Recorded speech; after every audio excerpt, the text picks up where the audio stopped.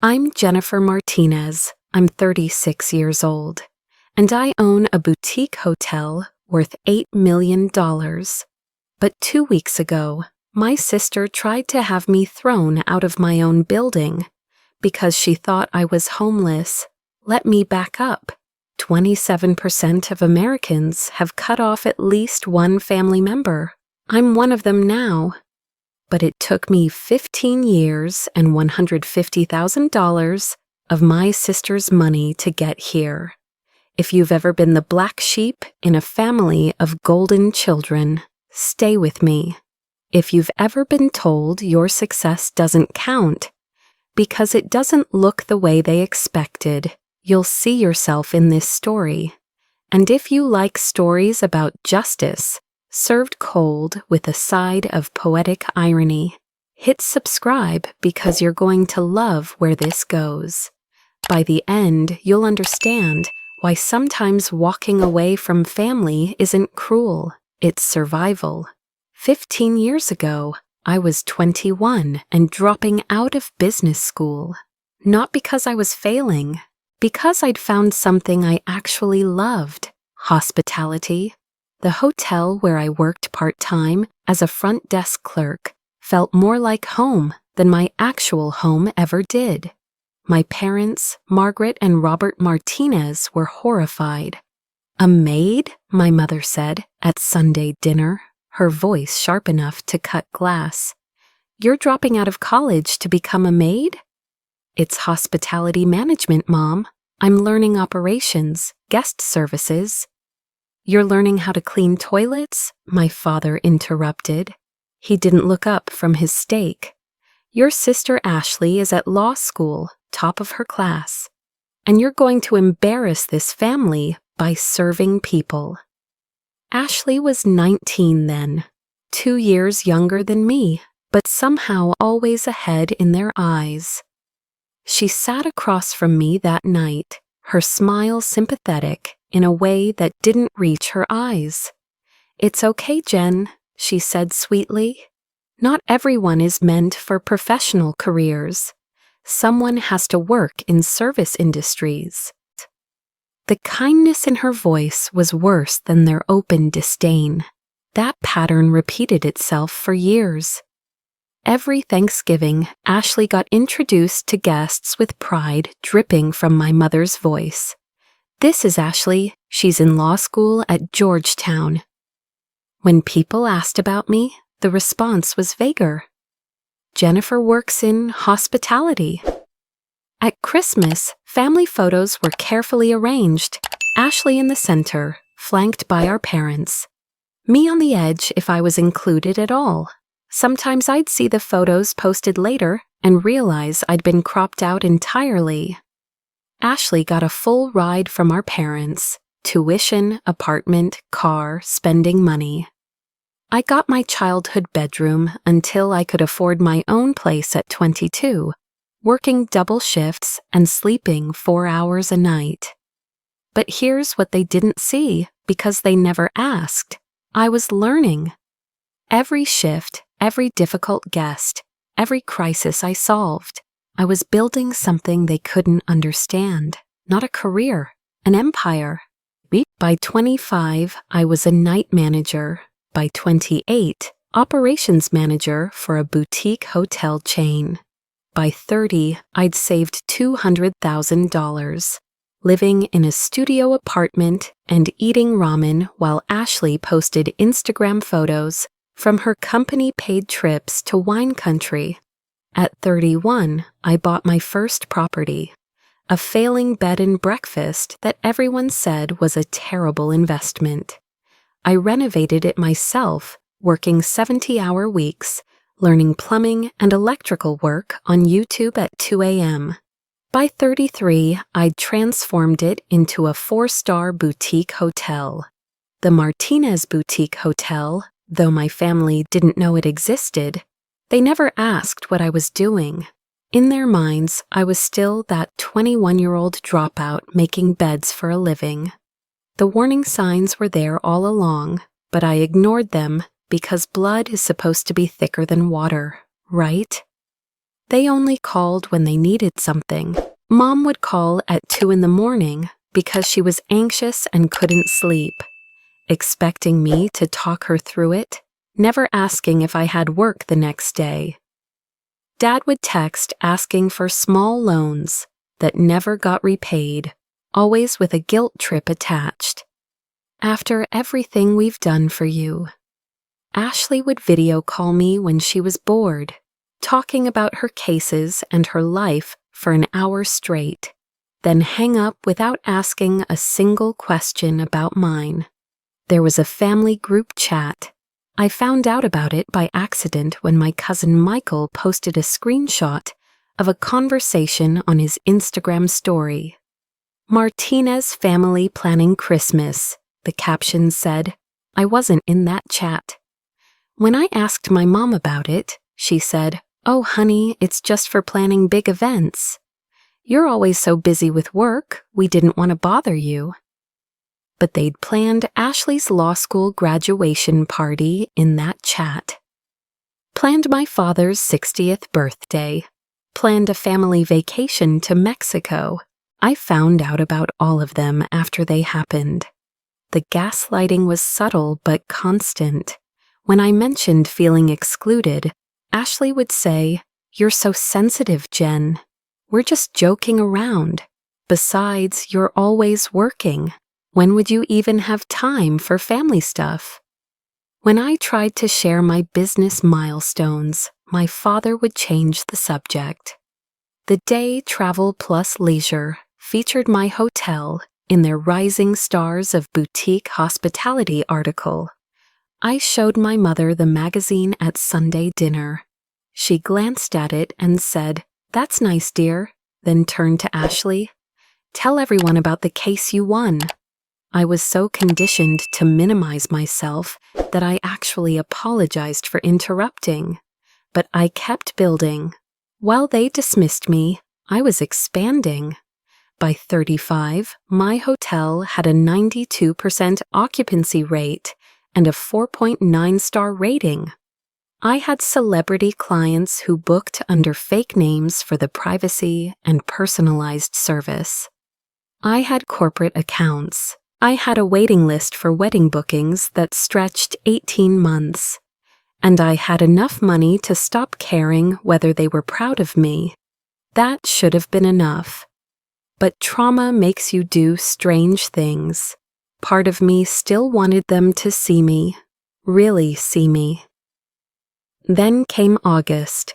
Ashley's 30th birthday was approaching, and apparently she wanted to celebrate in style. I got the booking inquiry through my hotel's website.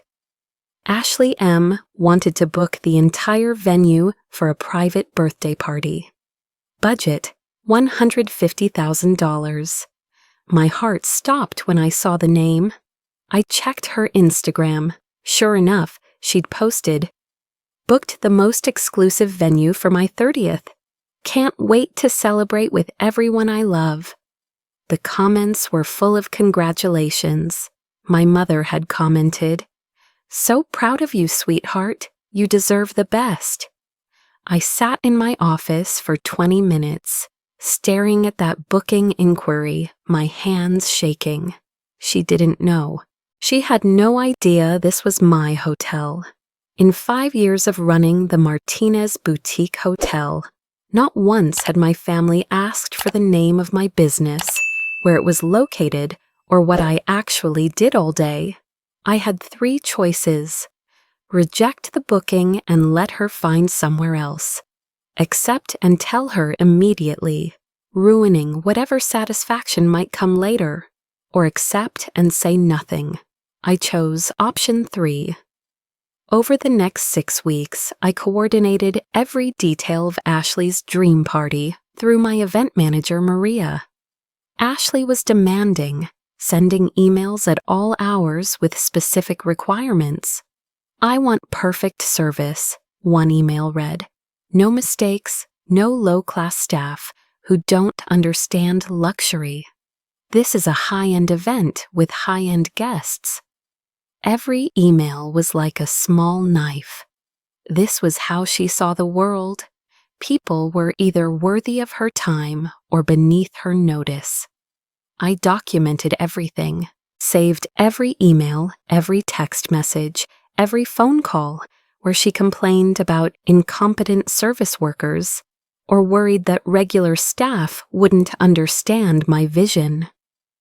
The party was scheduled for August 15th, full venue buyout for $40,000, premium catering for $35,000, top shelf open bar for $20,000, decorators for $25,000, photography and videography for $15,000, and entertainment for another $15,000.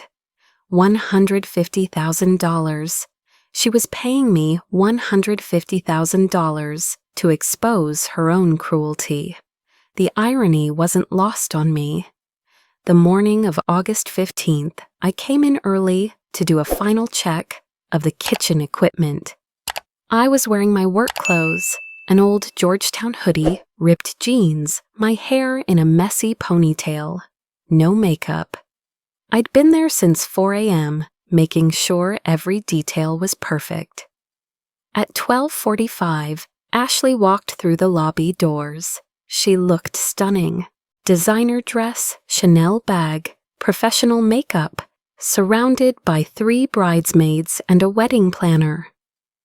I was standing near the front desk, holding a clipboard, reviewing the equipment checklist. She stopped mid-conversation when she saw me. Her face went through a series of expressions: confusion, recognition, disgust. "Oh my God," she said, her voice loud enough to echo through the marble lobby. "Who let homeless people in here?" I froze. My own sister was calling me homeless. "Ma'am," I said quietly, professionally, "I work here. Can I help you with something?" She cut me off. "Security." Her voice was sharp, entitled, used to being obeyed. "We're paying $150,000 for this venue, and there's a vagrant in the lobby." One of her bridesmaids gasped. "This is supposed to be exclusive." Ashley turned to Maria, my event manager, who was approaching with a panicked expression. "Get her out before my guests arrive. This is my venue, my party, and she is ruining my aesthetic." I stayed calm. Tactical patience, my therapist called it. I'd learned it over years of dealing with difficult guests. "I apologize for any confusion," I said. "Let me get the event coordinator for you." "I am the event coordinator," Ashley shrieked. "This is my birthday, my venue, and you," she pointed directly at me, "are embarrassing." She actually took out her phone and snapped a photo of me. "Evidence of poor management," she muttered, then posted it to her Instagram story. I saw her type. "When you pay top dollar but they let anyone in." She tagged the location. My hotel's name was right there. Maria was apologizing profusely, trying to de-escalate. My other staff members, who didn't know I owned the building, were mortified on my behalf. I let it play out. Every second was important. Every witness mattered. "Ma'am," one of my desk clerks said to Ashley, "perhaps there's been a misunderstanding." "The only misunderstanding," Ashley said icily, "is that someone thought it was acceptable to let people like her into a place like this. This is exactly why I specify high-end service. People who understand class." Her entourage nodded along. The wedding planner looked uncomfortable but said nothing. I apologized again and left through the back corridor. But I didn't leave the building. I went to my office on the 3rd floor, changed into my owner's attire, a tailored black suit, fixed my hair and makeup, and watched the security cameras. Ashley was glowing, greeting early arrivals, posing for photos in my lobby, acting like she owned the place. In a way, she thought she did. Money was power in her world. She'd paid for the venue, so it was hers for the night. but she'd forgotten something important. The person with the real power is always the one who owns the building. The party was flawless. I made sure of it. Every dish was plated to perfection. Every drink was mixed exactly right. Every transition was smooth. My staff, professionals to their core, delivered 5-star service despite how Ashley had treated me hours earlier. From my office, I watched the cameras. Ashley gave a toast at 7:45. I want to thank my amazing parents who always supported my dreams and helped me become successful. Not everyone in our family chose success, but I'm grateful for those who did. The guests applauded. My mother was crying happy tears. My father looked proud. Not one person asked, "Where's Jennifer?" I'd been invisible so long they'd forgotten I existed at all. At 8 o'clock, I changed into another outfit. A charcoal Tom Ford suit, heels, hair professionally styled. I looked like what I was, a successful business owner. Maria met me at the service entrance. "Ma'am, are you sure about this?" "More sure than I've ever been." She nodded. They deserve it, all of them. I'd told my staff the full story that afternoon. The response was unanimous support. Several had cried. One of my line cooks, a middle-aged woman named Rosa, had hugged me and said, "You show them who you really are." So I would. At 8:31, Maria made the announcement. "Ladies and gentlemen, before we cut the cake, our hotel owner would like to present a special birthday acknowledgement." Polite applause. Ashley beamed, basking in what she thought was more attention. The spotlight shifted to the main entrance. I walked in, carrying a framed certificate, my heels clicking on marble. It took 3 seconds for recognition to dawn on Ashley's face. Her smile froze. She went pale. Murmurs rippled through the crowd. "Wait, is that... That's the woman from earlier. Oh my God." I walked onto the small stage where the birthday cake sat, 3 tiers of elegant perfection. My sister stared at me like she was seeing a ghost. "Good evening, everyone," I said, my voice calm, clear, professional. "I'm Jennifer Martinez, owner of the Martinez Boutique Hotel." The silence was absolute. "Ashley, happy 30th birthday. Your celebration tonight has been absolutely remarkable. $150,000 of remarkable, to be exact." Ashley opened her mouth. Nothing came out. "I wanted to personally thank you for choosing my hotel for your special day. It means so much that after 15 years of building this business, 15 years since our family decided my career path wasn't good enough, you trusted my establishment with your most important milestone. You could have heard a pin drop. This afternoon, when you instructed security to remove me as a homeless vagrant from my own lobby, I realized something profound." I paused, letting the words sink in. "You didn't recognize me, Ashley, not because of how I was dressed, but because you've never actually seen me." Gasps spread through the crowd like wildfire. Phones came out. I'd expected that. This generation documented everything. I displayed my tablet, turning it toward the audience. Ashley's Instagram story from earlier appeared on the screen. My photo, her caption about letting anyone in, the eye roll emoji. "I have a recording of this afternoon's incident," I continued. "I have emails from the booking process where you specified you wanted high-end service, not low-class staff. I have your toast from 20 minutes ago where you thanked the family members who chose success, implying some of us didn't." My mother stood up. "Jennifer, this isn't a private family matter." I cut her off gently but firmly. It stopped being private when Ashley made a public spectacle of me in front of my staff and her guests, in front of witnesses. My father's face was red. "You're embarrassing your sister." "No, Dad, I'm introducing her to consequences. There's a difference." I turned back to Ashley, who had tears streaming down her face, but I felt no satisfaction in her crying, only a strange, hollow clarity. "I want you to know something, Ashley. Despite everything that happened today, despite how you treated me, I made sure your party was perfect.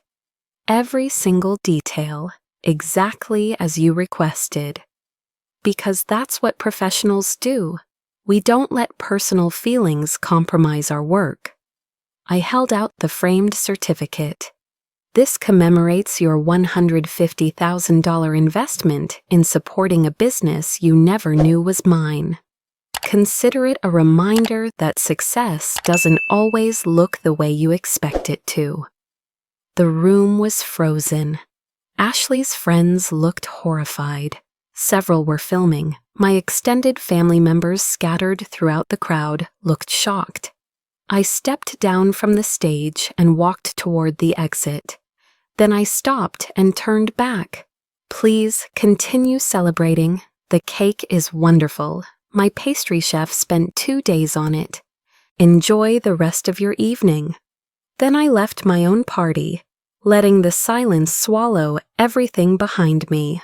Within 2 hours, the videos were everywhere. Ashley's carefully curated Instagram was flooded with comments. "Is this the homeless woman you posted about? Girl, the owner you tried to kick out? This is why you don't judge people." She'd deleted her story about me, but screenshots lived forever. People were sharing them with commentary. Imagine not recognizing your own sister. Karma working overtime. That hotel owner showed class. Local news picked it up by the next morning. "Sister doesn't recognize hotel owner at her own birthday party." The headline was kinder than it could have been, focusing on the business angle rather than the family drama. But social media wasn't kind. Ashley tried to control the narrative. At 10 p.m., she posted an Instagram story.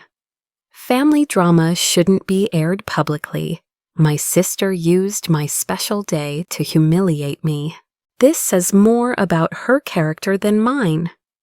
The comments under that story were savage. "She called you homeless and you're the problem? Ma'am, you aired it publicly when you posted that photo. The audacity is astronomical. Own your behavior." She tried victim playing. "I'm being attacked on my birthday." But people weren't buying it. "You literally tried to have your own sister removed from her own business. You humiliated yourself. Actions have consequences." Then came the really interesting part. Former colleagues of Ashley's started commenting. People from law school, previous coworkers. "She did this to me too, made fun of me for working retail in college. Always treated service workers like they were beneath her." I'm not surprised at all. The pattern was exposed. This wasn't a one-time mistake. This was who she was. My hotel's social media stayed professional. We posted a simple statement. The Martinez Boutique Hotel is proud of our owner's journey, from front desk clerk to business owner. We celebrate professionalism and respect for all people, regardless of their position. That got 30,000 likes in 12 hours. Hotel bookings surged. People wanted to support me, to stay at the place where this poetic justice had unfolded. We went from 78% occupancy to 92% in a week. 3 days after the party, Ashley's law firm called a meeting with her. One of her colleagues, someone I knew from college who'd stayed friendly with me, texted me. "Partners are concerned about the video. Clients are asking questions. They're worried about her judgment. My parents tried damage control. My mother called from a blocked number. I answered, curious. "Jennifer, you've made your point," she said, her voice tight. "But this has gone far enough. Ashley is devastated. She could lose her job. She apologized, didn't she?" She posted a generic sorry on Instagram that didn't mention me by name or acknowledge what she actually did. That's not an apology, Mom. That's PR. What do you want? For her to grovel? I want you to understand that I spent 15 years being invisible to this family. And the one time I became visible, it was because Ashley literally couldn't see me as a person. I was just someone who didn't belong in her expensive venue. She didn't know it was mine, Mom. She had no idea I'd succeeded because none of you ever asked. Silence on the other end. You never asked what I was building, I continued. You never asked about my business. For 5 years, I've owned this hotel. It's been featured in magazines. I've won industry awards. I've employed 68 people, and not once did any of you ask for details. Because to you, I was still that dropout making beds. That's not fair. What's not fair is that you're calling me now, 3 days after the incident, not to see if I'm okay, but to make sure Ashley is protected. That tells me everything I need to know. I hung up. 2 weeks after the party, my Aunt Patricia called. My father's sister, someone I'd always liked but rarely saw. "Jennifer, I need to tell you something," she said. "Your father has always been jealous of your independence. From the time you were little, you never needed their approval the way Ashley did. You made your own path. And it terrified him because he couldn't control you. This was new information. He told me once that you were the strongest of his children, but that scared him. He thought if he didn't keep you humble, you'd leave them behind. So he and your mother just kept diminishing you. It became a habit. That's a sick way to love someone. It's not love, honey, it's fear, and I'm sorry I didn't speak up sooner. But after seeing what Ashley did and how you handled it, I can't stay quiet anymore. You deserved better." Other family members started reaching out. My cousin Michael, who'd been told I was the problem child growing up, apologized. "I believed what they said about you. I'm sorry I didn't reach out on my own." My maternal grandmother, 85 years old, called from Florida. "Your grandfather left his family too, you know. Toxic people, all of them. He built a life without them and never looked back. I think he'd be proud of you." I was discovering a whole network of relatives who'd been kept at arm's length from me, fed a narrative about who I was that bore no resemblance to reality. Meanwhile, Ashley's life was unraveling in small ways. She changed her Instagram to private. She stopped posting. Friends told me she'd left the big law firm for a smaller practice. Not fired, but strongly encouraged to move on. My parents went silent. No calls, no texts, no attempts at reconciliation. And in that silence, I found something unexpected: peace. 3 months after the party, I did something I should have done years ago. I called a family meeting. They came to my hotel, which felt fitting, my territory, my rules. We sat in a private conference room. My mother looked older. My father looked defensive. Ashley looked smaller somehow, diminished. "I asked you here because I need to set some boundaries," I started, "and I need you to understand why." "Jennifer, we understand you're hurt," my mother began. "I'm not hurt, Mom. Hurt implies I expected better. I'm clear. For the first time in my life, I'm clear about what this family is and what it isn't. I laid out my terms: no contact for 6 months minimum, no showing up at my hotel or my home, no third-party messages through relatives, no vague posting on social media. When and if we reconnect, it will be on my terms, and the first step will be family therapy. All of you, not me, you need to examine the dynamics that made it acceptable to treat one child as lesser than the other. My father scoffed. "You're being dramatic." "Dad, my sister tried to have me removed from my own building because she thought I was homeless. After 15 years of you telling me my career wasn't good enough, that's not drama. That's the logical conclusion of how you raised us." Ashley spoke for the first time. "I said I was sorry." "You said words that sounded like sorry, but you haven't acknowledged what you actually did. You haven't taken responsibility for the years of looking down on me, of making me feel small, of erasing me from family photos and conversations. One Instagram post doesn't undo 15 years of cruelty." She flinched at the word cruelty. "I'm not cutting you off to punish you," I said to all of them.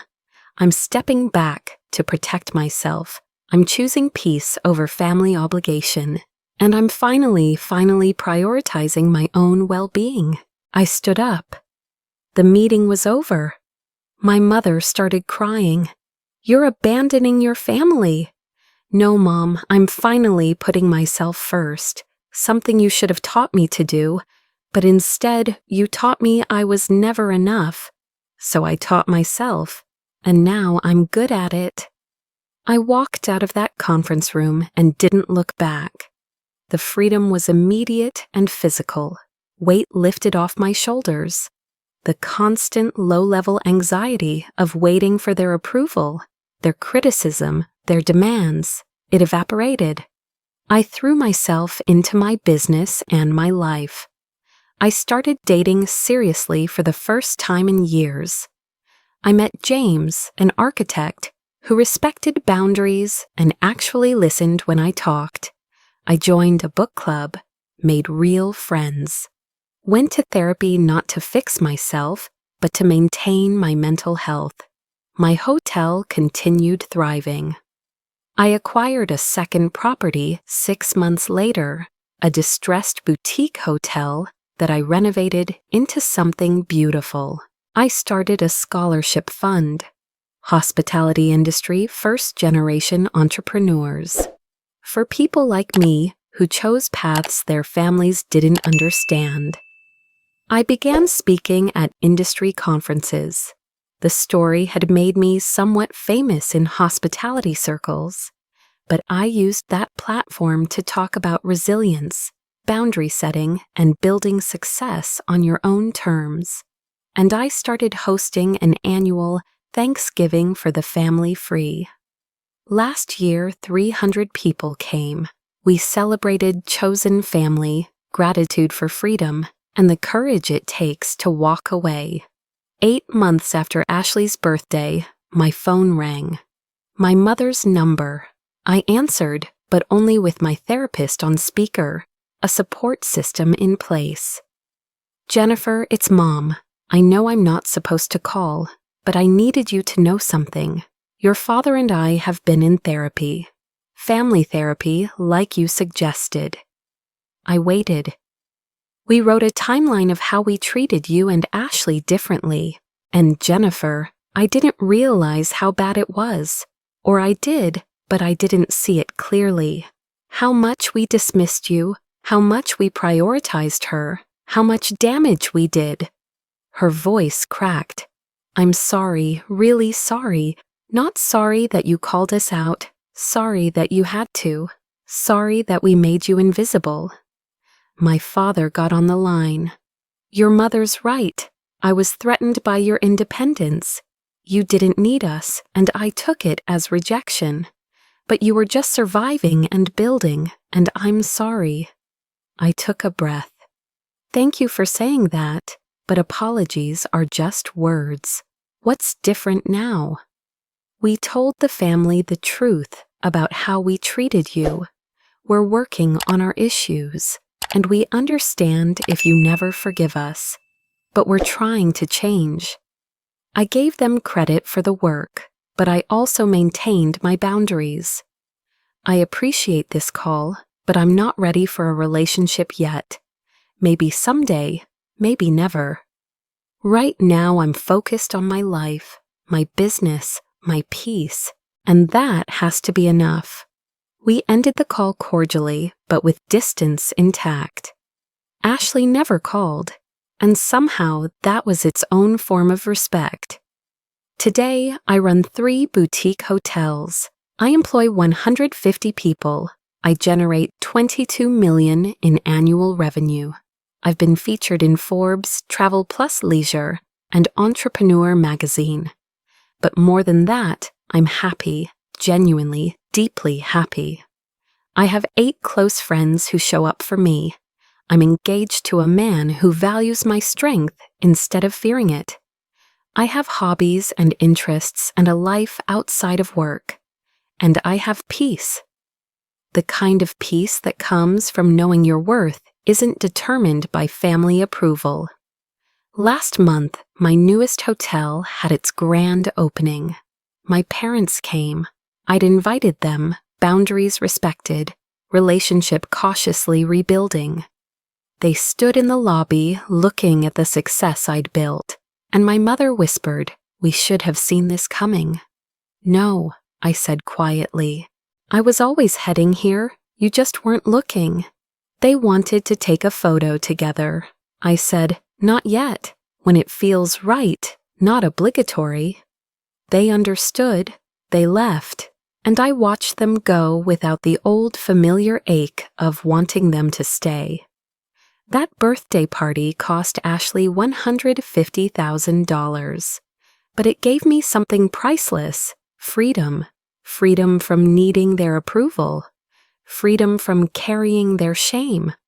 Freedom from the exhausting work of making myself smaller so they could feel bigger. If you've been told you're not good enough by people who should lift you up, let me tell you something. You don't need their permission to succeed. You don't need their validation to be worthy. You just need to believe in yourself enough to walk away when love becomes toxic. My hotel empire isn't revenge, my peace is. And trust me, peace is so much better. Subscribe if you want more stories about turning pain into power. Drop a comment if you've ever had to choose yourself over family. Next week, I'm telling the story of the woman who found out her husband had a secret family and made him pay for every single lie. Remember, you're not defined by the family you were born into. You're defined by the boundaries you set and the life you build despite them. Now go build your empire. You deserve it.